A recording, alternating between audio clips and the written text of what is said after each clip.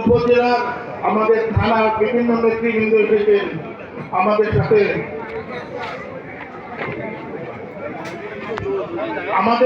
যারা উপস্থিত হয়েছেন। আমি সময়ের অভাবে সবাইকে বলতে পারছি না। এখানে আমাদের সিনিয়র